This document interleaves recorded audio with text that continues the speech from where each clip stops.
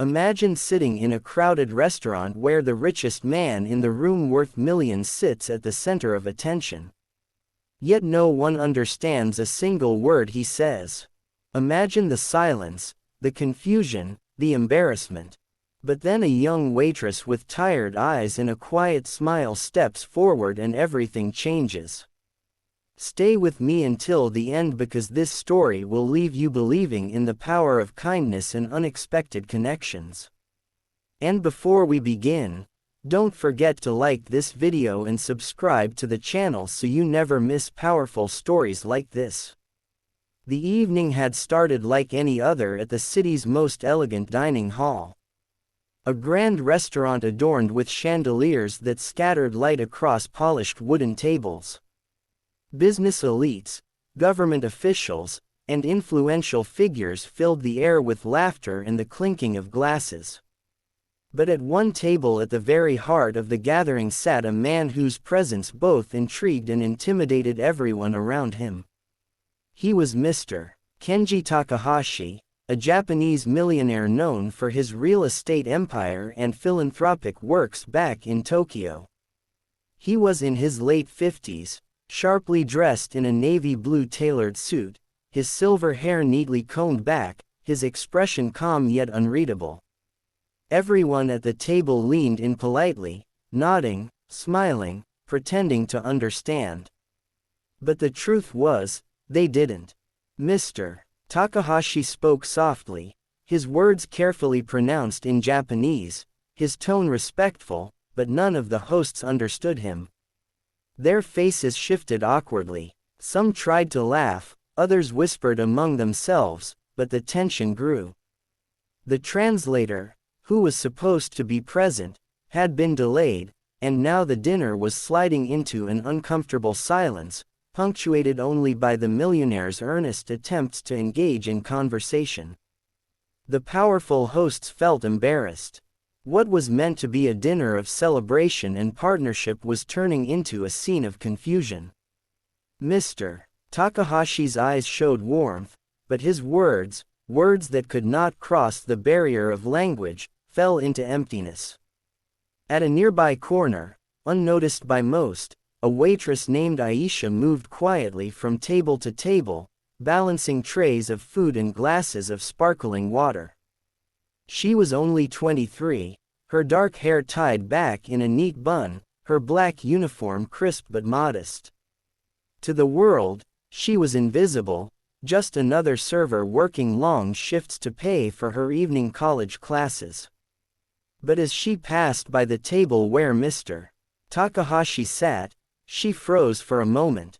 The sound of his voice, the cadence of his words stirred something deep in her. It wasn't noise to her. It was language, real, clear, familiar. Because unlike everyone else in the room, Asia understood him. She had spent 3 years studying Japanese through late-night courses, fascinated by the culture, the literature, and the way words painted feelings that couldn't be explained otherwise. To her, this wasn't just a job. It was her chance to chase bigger dreams, perhaps even travel to Japan someday. And now fate had placed a man from that very world right in front of her. She hesitated. Waitresses weren't supposed to interrupt dinners, especially not ones attended by millionaires and politicians. Yet her heart beat faster with every passing second as she watched Mr. Takahashi's kind eyes search for connection in a sea of blank stares. Finally, gathering courage, she stepped forward, clearing her throat gently. She bowed slightly, a gesture she had practiced during her language lessons, and spoke softly in Japanese. Watashi desuka, excuse me, may I help? The entire table went silent. All eyes turned to her, shocked, bewildered. But Mr. Takahashi's face lit up instantly, his eyes widening with relief and joy. He broke into a smile, the first genuine one of the evening, and replied rapidly in Japanese, his words flowing with gratitude.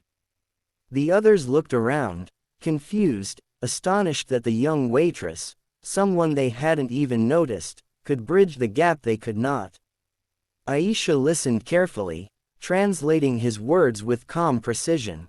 She explained that he had been thanking the hosts for their invitation, admiring the beauty of the city, and expressing his hopes for meaningful partnership. Every sentence she translated seemed to soften the room, turning awkwardness into warmth. The hosts leaned in, impressed, nodding eagerly as they finally understood the thoughts of the man before them. The dinner transformed. Where there had been silence, now there was laughter. Where there had been distance, now there was connection. And at the center of it all stood a young waitress who moments ago had been invisible, now holding the power to weave two worlds together with her voice. But little did she know, this was only the beginning of a night that would change her life forever. As the evening continued, Asa remained close to Mr. Takahashi's side, translating his every word with clarity and respect. The guests marveled not only at his wisdom but also at her fluency, her humility, and her ability to remain composed under the weight of so many eyes. For the first time in her life, she wasn't just serving food. She was serving meaning. Mr. Takahashi spoke of his journey of building his empire from nothing, of nights when he had to sleep on the cold floor of his tiny apartment in Tokyo before success ever found him. His voice grew softer when he shared how his mother, who had worked tirelessly at a tea shop, inspired him to never give up. As Aisha translated, she felt tears prick her eyes. The millionaire wasn't a man of pride or arrogance. He was a man of gratitude, humility, and kindness. At one point, he turned to her directly and asked in Japanese, "What is your name?" She hesitated but answered shyly, "Aisha Daizu." He repeated her name with care, nodding as though he had discovered something valuable. The dinner ended with handshakes, photographs, and promises of partnerships, but everyone knew the true hero of the night was not the millionaire or the hosts. It was the waitress who had given him a voice. As the guests departed, Mr. Takahashi lingered. He motioned for Aisha to sit with him, something that startled her. For waitresses never sat with guests, but his eyes were gentle, encouraging. She sat hesitantly, and he began to speak to her, not as a businessman to an employee, but as a mentor to a student. He told her she had a gift, one that shouldn't be hidden behind trays and uniforms. He encouraged her to pursue her dream of visiting Japan, of continuing her studies, and offered to personally sponsor her education. Aisha's eyes widened in disbelief, her hands trembling as she translated his words back to herself just to make sure she wasn't dreaming. She had spent years working late nights, sacrificing sleep, hiding her ambitions because life demanded survival. And now, in the blink of an eye, someone had seen her, not as invisible, not as ordinary, but as extraordinary.